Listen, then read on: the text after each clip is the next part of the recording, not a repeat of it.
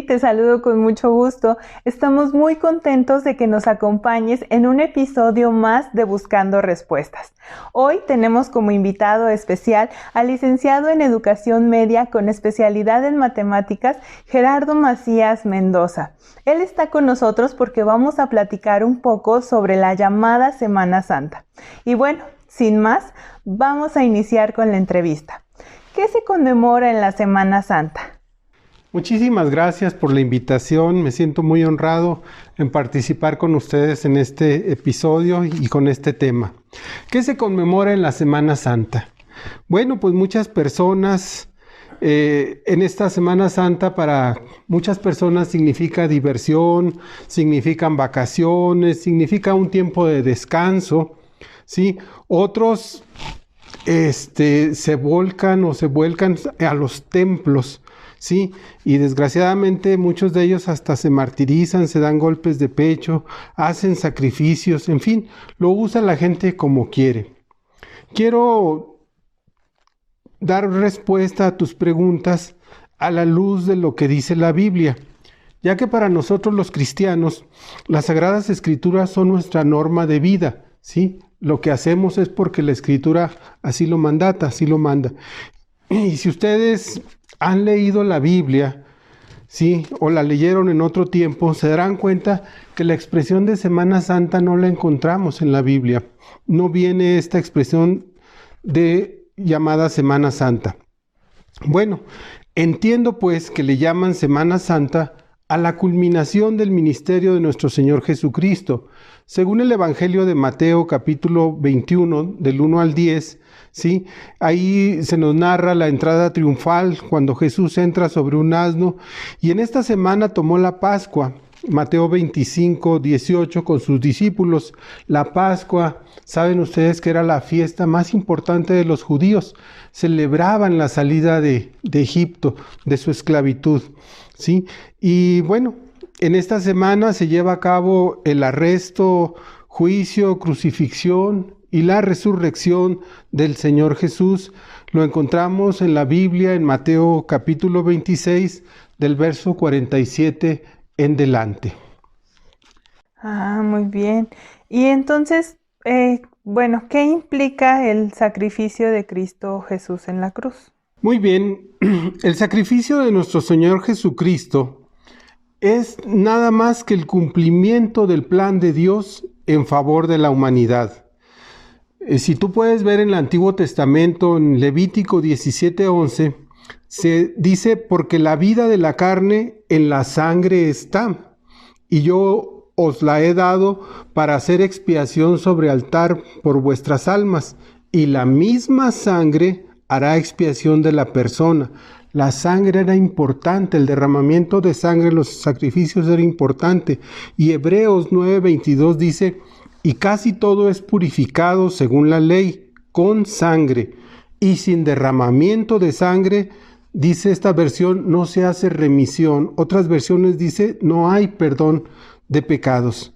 En la antigüedad, a los judíos por la ley se les permitía hacer sacrificios de animales para obtener el perdón de sus pecados. Derramaban la sangre de un cordero, derramaban la sangre de otros tipos de animales y con ello iban con el sacerdote, él lo ofrecía y eran perdonados sus pecados, ¿sí? También hay otro evento importante. Recuerdo cuando celebraron la Pascua, el pueblo hebreo antes de salir de Egipto, los judíos sacrificaron un cordero y la sangre de ese cordero la pusieron en los marcos, en los dinteles de las puertas, en las ventanas, como una señal. Y esa noche vino el ángel de la muerte y donde no estaba la marca de sangre, hirió de muerte a todos los primogénitos y hubo gran dolor en todo Egipto. Pero con los judíos no hubo muerte. La sangre del cordero les salvó. Como los egipcios no supieron, pues ellos no protegieron su casa. Pero todos los judíos, con la sangre del cordero que habían sacrificado, marcaron sus casas. Y esa sangre, el Señor la vio y su ángel pasó por delante y no hirió a nadie en esa casa. un cordero importante. En el libro de Juan, capítulo 1, versículo 29, Juan el Bautista, al ver a Cristo Jesús, lo identificó como el cordero que quita el pecado del mundo, el cordero que sería sacrificado para lograr la salvación de la humanidad. Dice Juan 1:7, primera carta de Juan 1:7, pero si andamos en luz como Él está en luz, tenemos comunión unos con otros. Y dice, y la sangre de Jesucristo su Hijo nos limpia de todo pecado. Entonces, el sacrificio de Cristo implica que Dios se tuvo que hacer hombre.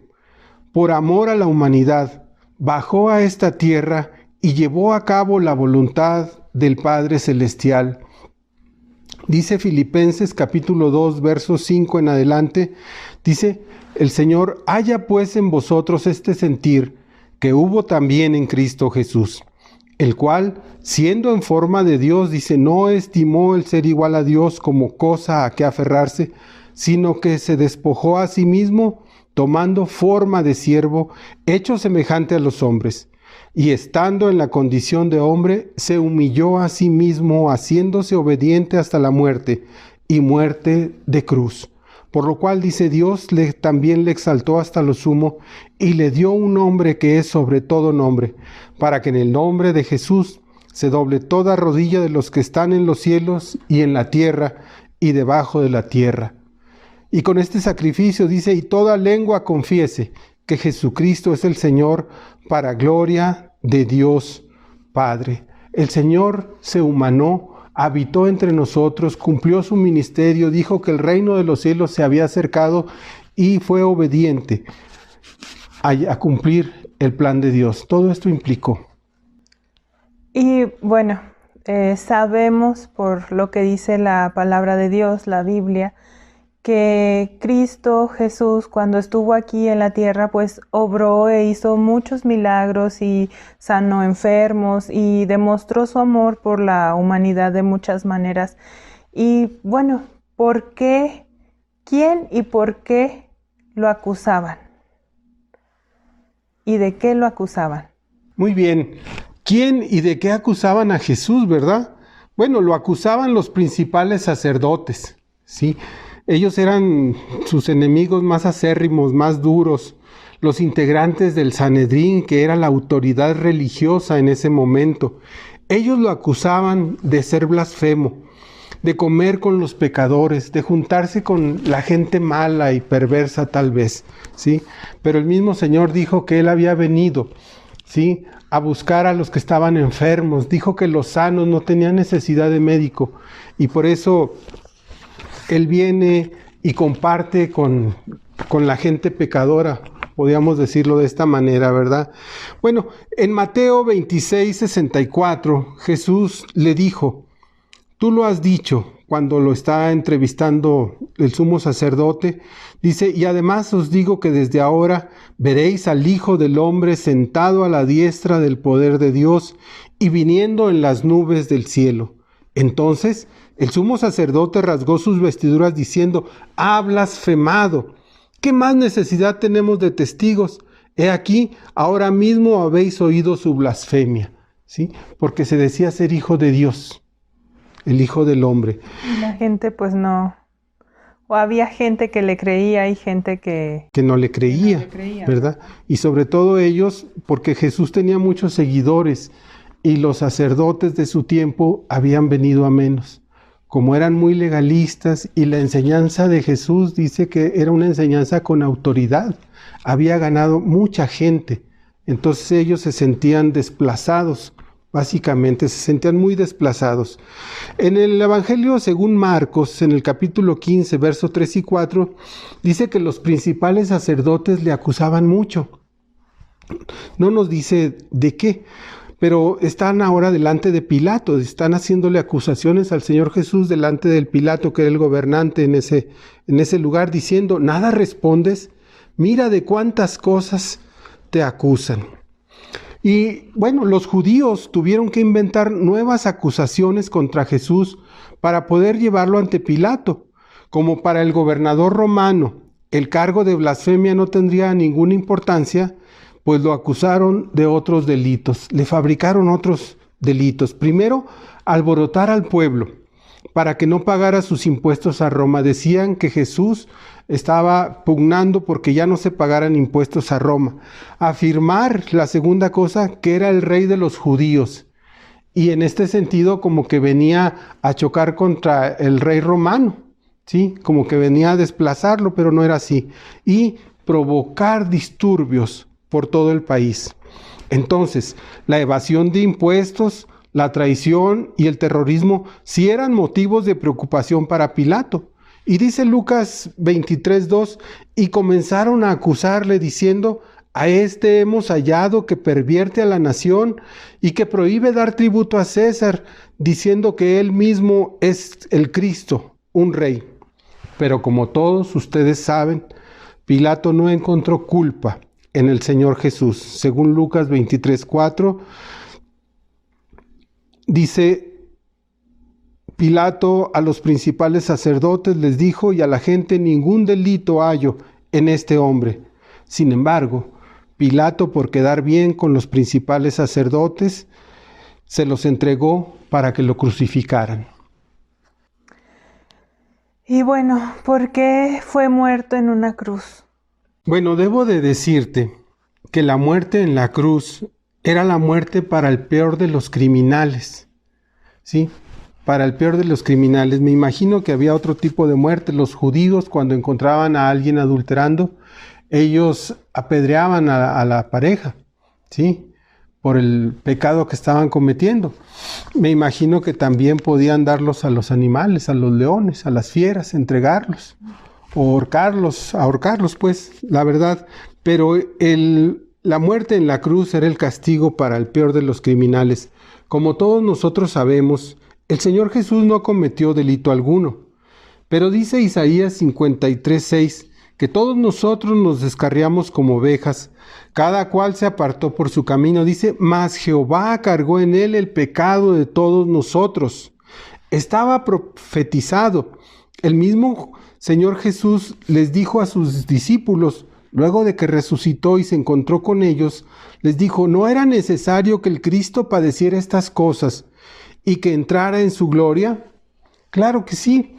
No lo entendían, pero luego ya lo pudieron entender. El Señor abrió sus ojos y pudieron ver con más claridad. Pero déjame decirte, en el Antiguo Testamento, cuando el pueblo de Dios, el pueblo de Israel, iba en camino a la tierra prometida,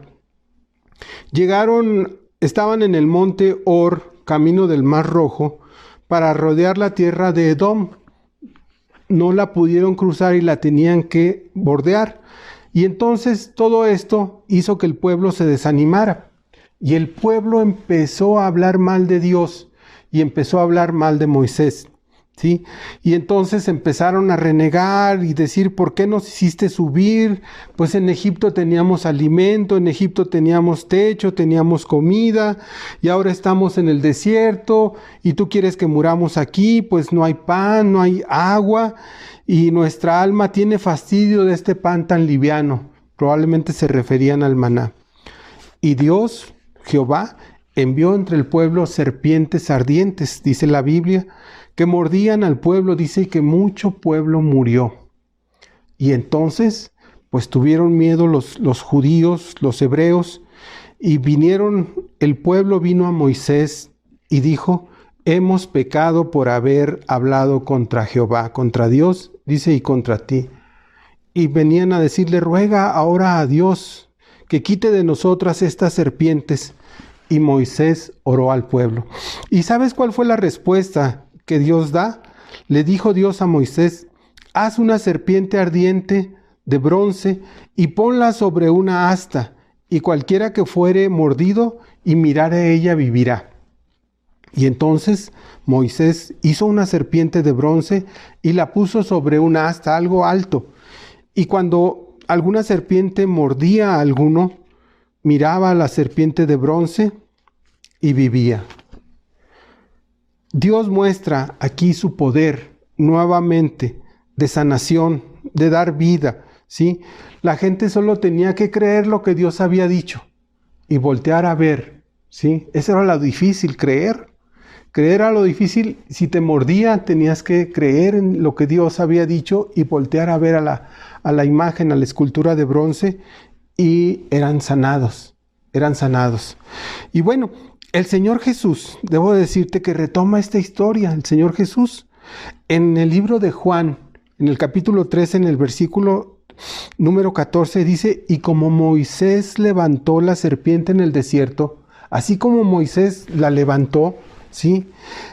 Así es necesario, dice, que el Hijo del Hombre sea levantado, dando a entender la forma de muerte que le estaba esperando a él, ¿sí? Yo me imagino que en la cruz los amarraban, los clavaban y luego levantaban la cruz, ¿sí? Y esto es lo que nos está diciendo Juan 3. ¿Y para qué era levantado el Señor Jesús? Verso 15 dice: para que todo aquel que cree en Él no se pierda, mas tenga vida eterna. Y de la misma forma el Señor da vida a aquellos que se sienten perdidos, ¿sí? Y agobiados por su pecado, y voltean a ver la cruz de Cristo, voltean a ver el sacrificio que Cristo ha hecho por ellos, y creen. El Señor trae paz, consuelo, alegría, gozo, tranquilidad a su vida y vida eterna. ¿Sí? El Señor pagando por nuestros pecados en la cruz, y le reconocemos y creemos en Él como nuestro suficiente Salvador y Señor. ¿Y para qué fue este sacrificio, todo este sufrimiento, la crucifixión? ¿Para qué fue el sacrificio de Cristo Jesús? Bueno, pues debo de decirte que la muerte de Cristo, como ya te lo había dicho antes, es el cumplimiento de las profecías. Con su muerte el Señor nos dio vida y la posibilidad de establecer una relación personal con nuestro Padre Celestial. Isaías 59:2 dice: pero vuestras iniquidades han hecho división entre vosotros y vuestro Dios, y vuestros pecados han hecho ocultar de vosotros su rostro para no oír.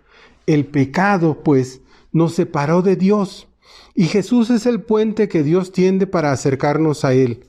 Juan 14:6 dijo Jesús: yo soy el camino y la verdad y la vida. Nadie viene al Padre sino por mí. La muerte de Jesús nos abre entrada al reino de Dios. Permite que podamos tener, pues, una relación íntima con Dios. Antes había sacerdotes que intercedían por el pueblo. Hoy nuestro sumo sacerdote es Cristo Jesús. Recuerden que cuando el Señor muere en la cruz hubo varios sucesos sobrenaturales, podríamos decir. Lo pueden leer en Mateo 27 del verso 45 en delante. Hubo terremoto, las rocas se partieron, se abrieron los sepulcros y salieron algunos cuerpos que se aparecieron en la ciudad. El cielo se oscureció y el velo del templo se rasgó de arriba abajo, indicando que tenemos entrada al lugar santísimo, donde solo podía entrar un sacerdote debidamente preparado para hacer sacrificio por los pecadores, incluyéndose él mismo, ¿sí? El que el velo se rompiera de arriba hacia abajo nos indica que, como siempre, Dios ha tomado la iniciativa para que el hombre se pueda acercar a Dios. Y dice su palabra en Hebreos 4:16: acerquémonos pues confiadamente al trono de la gracia, para alcanzar misericordia y hallar gracia para el oportuno socorro. Su muerte sirve para que nosotros podamos tener perdón de pecados y salvación. Y bueno, fue un acontecimiento que el Señor Jesús tuvo que pasar, y pues fue algo muy difícil, porque yo ahorita pues le puedo preguntar a cualquier persona si está dispuesto a morir por toda la humanidad, y pues yo creo que nadie me va a decir yo muero por toda la humanidad. No va a haber quien quiera hacer ese sacrificio. Entonces yo quiero preguntarte, ¿cuál fue la actitud de Cristo Jesús ante la crucifixión?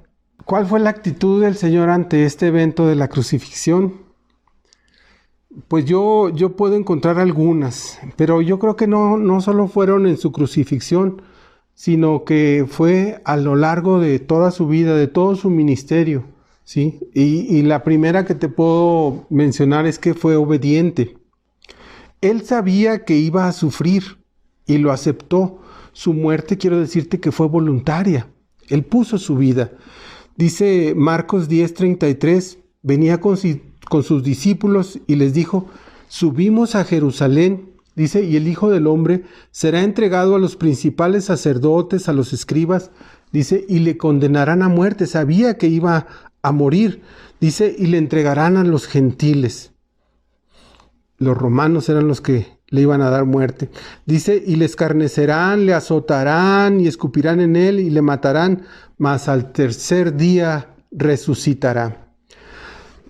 Otra cuestión de obediencia, cuando el Señor, a unas horas de su sacrificio, estaba en el huerto de Getsemaní, invitó a sus discípulos a orar. No sé si tú recuerdas este episodio que ellos se quedaron dormidos y el Señor se fue y oró y ellos no, porque sus ojos dice que estaban cargados de sueño.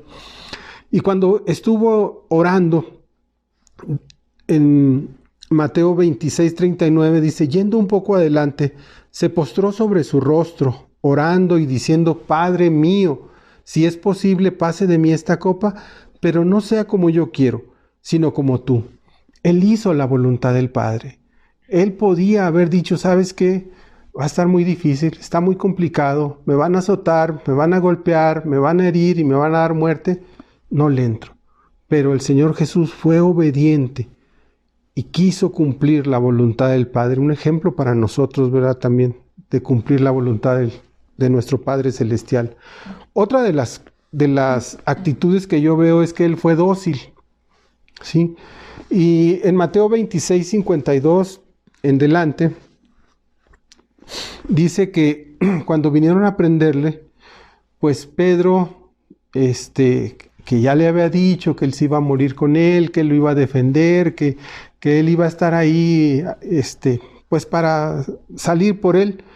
Cuando vinieron a prenderle, él le quitó la espada a una persona, a un soldado probablemente, y le cortó la oreja creo que se llamaba Malco, el hombre a quien le cortó la oreja, pero el Señor le dice, vuelve tu espada a su lugar, porque todos los que tomen espada, a espada perecerán.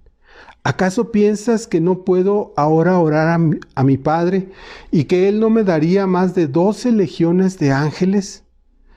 Y hace la pregunta, ¿pero cómo entonces se cumplirán las Escrituras de que es necesario que así se haga? ¿Sí? Cuando salieron a arrestarlo, dice, no se escondió. El Señor Jesús siempre dio la cara y se antepuso a sus discípulos, ni mucho menos peleó, ¿sí? Y aquí ocurre lo de Pedro, pero le dice el Señor, yo mandaría, hasta mi Padre podría enviarnos hasta 12 legiones de ángeles que pelearan por nosotros, pero hay que cumplir la voluntad de Dios, y la voluntad de Dios es que yo vaya al sacrificio. También recuerdo que en Juan 18:4, cuando es otro pasaje paralelo, podríamos decirlo, pero Jesús, sabiendo todas las cosas que le habían de sobrevenir, se adelantó y les dijo, ¿a quién buscáis? Cuando vienen a buscarlo, dice, ¿a quién buscáis? Le respondieron, a Jesús Nazareno. Y Jesús les dijo, yo soy. Y estaba también con ellos Judas, el que le entregaba. Y dice la Biblia que cuando les dijo, yo soy, retrocedieron y cayeron a tierra. Con solo su voz, con solo el poder de su voz, el Señor los hizo caer en tierra. El Señor Jesús siempre quiso cumplir la voluntad de su Padre. Y otra de las actitudes que yo veo es la del perdón, perdonar. El mismo Señor, cuando sus discípulos le dicen que los enseñe a orar y les da como muestra el Padre, que llamamos nosotros el Padre Nuestro, cuando les enseñó a orar en Mateo 6:12, en una de las partes dice, y perdónanos nuestras deudas, como también nosotros perdonamos a nuestros deudores. Y en la cruz el Señor Jesús decía, Padre, perdónalos porque no saben lo que hacen. Lucas 23:34. Y podíamos decir, bueno, es que en teoría el Señor les dijo que perdonaran. Pero en la práctica, y sufriendo, el Señor mismo da el ejemplo. El Señor pidió por los que lo lastimaron. El Señor Jesús era congruente, podríamos decir, porque lo que Él enseñaba, eso vivía. Y una actitud más, que probablemente pueda haber más, pero es la del amor. ¿Sí? Es la del amor. Al entregar su vida por ti y por mí, ¿sí? Dice Romanos 5:8, mas Dios muestra su amor para con nosotros, en que siendo aún pecadores, Cristo murió por nosotros. Cristo nos amó y por eso murió por nosotros. Hoy en día tú me decías que ¿quién va a querer dar la vida? Probablemente nadie. Tal vez alguna mamá por su hijo se anime a dar la vida por su hijo, ¿verdad? Pero dice aquí, y por su hijo que ella considera que es bueno, ¿sí? Pero aquí la Biblia dice que cuando Dios muestra su amor para con nosotros, dicen que siendo aún malos, pecadores, ¿sí? Cristo murió por nosotros. Y si recuerdas el pasaje central de la Biblia, que así le llaman Juan 3:16, porque de tal manera amó Dios al mundo, que ha dado a su Hijo unigénito, para que todo aquel que en Él cree no se pierda, mas tenga vida eterna. Nos amó y Dios entregó a su Hijo Jesucristo, ¿sí? Para que nosotros tengamos vida eterna. ¿Cuál es el precio? Creer. Para nosotros es creer. El precio para Dios es la vida de su Hijo. Qué importante que nosotros valoremos lo que se pagó por nuestra salvación.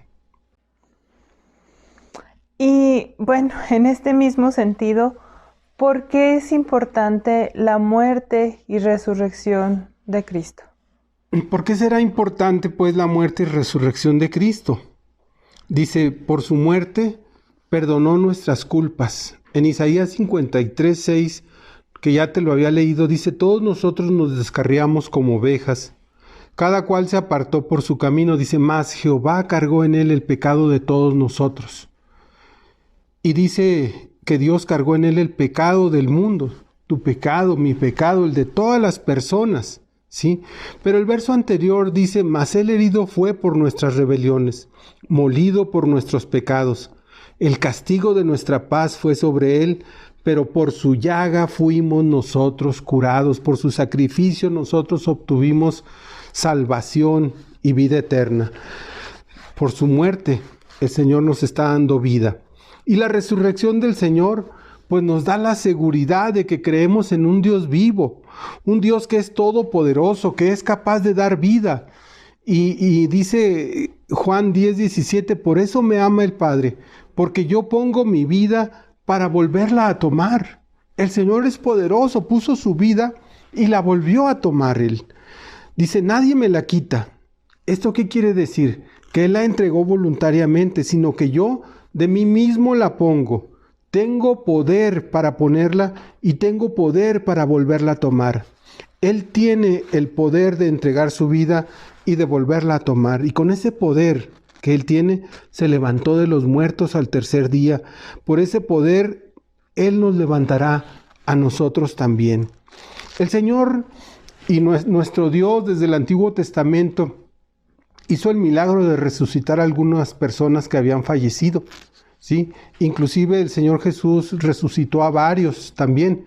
Del que más me acuerdo ahorita es de Lázaro, un hombre que amaba mucho al Señor y que tenía una amistad entrañable junto con sus hermanas Marta y María. Y cuando llegó el Señor Jesús, dice ya hace creo que 4 días que falleció, ¿sí? Y él le dicen, si hubieras estado aquí no habría muerto. Y el Señor les dice, no se apuren, Él va a resucitar. Y dicen, sí, en el día final, en el día postrero va a resucitar. Y les dijo, ¿dónde lo pusieron? Y le dijeron, pues lo llevaron al lugar donde lo pusieron. Pero le dijeron, Señor, ya son varios días, ya huele mal, está en descomposición. Pero el Señor, con su poder, le habló, quitaron la piedra que tapaba el sepulcro y le dijo, Lázaro, sal. Y Lázaro, dice, se levantó. El Señor tenía el poder sobre la muerte, ¿sí? Podía resucitar, ¿sí? Hubo varios que resucitaron, pero por el poder de Dios. Cristo Jesús, dice 1 Corintios 15:20, mas ahora Cristo ha resucitado de los muertos, primicia de los que durmieron es hecho. Él es el primero que por su poder pudo resucitar. Como te digo, el Señor resucitó a muchos, ¿sí? Y quiero decirte que la muerte y la resurrección de Cristo está fundada en nuestra fe, porque a través de su muerte nos perdonó. Al derramar su sangre, la sangre de Cristo nos limpia de todo pecado, ¿sí? Y la resurrección nos da la seguridad de que tenemos un Dios vivo y que nos puede ayudar en cualquier situación que se nos presente. Por eso está fundada nuestra fe. Y si nuestro Cristo no resucitó, entonces nosotros podríamos decir que tenemos una fe vana, sin peso, sin sustento. Pero Cristo resucitó. Y bueno, ¿cuál debería ser nuestra actitud ante tan grande sacrificio? Pues yo creo que esta es la pregunta tal vez más interesante, ¿verdad? Porque es lo que te toca hacer a ti, me toca hacer a mí, y aquellos que nos ven es lo que nos toca hacer. ¿Qué vamos a hacer ahora con el sacrificio de Cristo Jesús? Creo que debemos de tener una actitud de agradecimiento. El Señor ha venido a morir por ti y por mí, para darnos vida eterna, para darnos salvación. Con su sacrificio pagó por nuestras culpas, dándonos además vida eterna, y con tan solo creer en Él. Al creer, Él nos da la potestad de ser hechos hijos de Dios, según Juan 1:12, y además nos coloca en un camino de santidad, dándonos una nueva vida. Dice 2 Corintios 5:17, de modo que si alguno está en Cristo, nueva criatura es. Las cosas viejas pasaron, he aquí todas son hechas nuevas. Dice el 18, y todo esto proviene de Dios, quien nos reconcilió consigo mismo por Cristo. Creo que si creemos en Jesús, algo que podemos hacer, una actitud que podemos hacer es servirle. ¿Y cómo se sirve a Dios? Pues a través de nuestros semejantes, a través de los hermanos en la iglesia. Su palabra dice en Gálatas 6:9, no nos cansemos pues de hacer bien, porque a su tiempo segaremos si no desmayamos. Así que, según tengamos oportunidad, hagamos bien a todos y mayormente a los de la familia de la fe. También debemos de honrarle, debemos de adorarle, dando testimonio con nuestra vida que Dios nos ha cambiado de esa vana manera de vivir, de esa vida pecaminosa que llevábamos. Y esto lo debemos hacer ¿cuándo? ¿Ahora en Semana Santa? No, todos los días, todos los días. También otra actitud es congregándonos en adoración, buscar un lugar donde nosotros podamos crecer espiritualmente, con una compañía de hermanos, que juntamente nos reunamos para adorarle, congregándonos en adoración. Como la iglesia primitiva se reunía el primer día de la semana, el Señor resucitó el primer día de la semana. Así nosotros, ¿y por qué el primer día de la semana? Porque Cristo resucitó el primer día de la semana. El domingo, como iglesia, damos honra y gloria a Dios, pero en lo personal, ¿lo hacemos cuándo?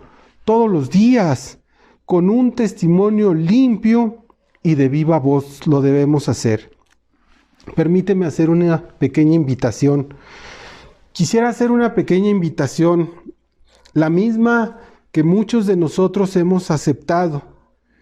Y debo de decirte que el Señor cambió nuestra vida. A ti que nos ves, que has intentado por todos los medios cambiar tu vida y no has podido, el Señor te dice en Mateo 11:28, venid a mí, todos los que estáis trabajados y cargados, dice, y yo os haré descansar. Llevad mi yugo sobre vosotros y aprended de mí, que soy manso y humilde de corazón, y hallaréis descanso para vuestras almas. ¿Quieres venir a Cristo? Es fácil. Solo tienes que creer en Él. Tal vez eso es lo difícil. Depositar todo lo que te agobia en Él, dice, y hallaréis descanso para tu vida. Tendrás gozo, tendrás paz, tendrás alegría y una nueva vida que puedes vivir, en la que sin duda No te voy a negar, tendremos problemas, tendremos dificultades, pero ahora contarás con la presencia de Dios en tu vida y te darás cuenta que no solo en Semana Santa y solo unos cuantos días hay que agradecer, adorar y servir a Dios, sino que es todos los días que Dios te preste de vida. ¿Cómo puedes invitar a Jesús a tu vida? Te invito a que hagas una oración. Desde lo más profundo de tu corazón, haz una oración, vete a tu cuarto, enciérrate un poco, aléjate del bullicio y pídele que Él venga a tu vida, que Él tome el control de la misma. ¿Quieres hacerlo? Espero que hoy lo puedas hacer. Te lo digo, no te vas a arrepentir. Y bueno, pues de esta manera creo que doy por terminada tu respuesta a este tema. Que Dios te bendiga. Muchas gracias. Le agradecemos a nuestro invitado por el tiempo que se tomó para estar con nosotros. Y a ustedes que nos están viendo en casa, les invitamos a suscribirse a nuestro canal en el botón que dice suscribirse, a darle a la campanita de notificaciones para que YouTube les avise cada vez que subamos un video nuevo. Recuerden que tenemos página de Facebook y canal de YouTube e Instagram. Los esperamos. Hasta la próxima. Dios les bendiga.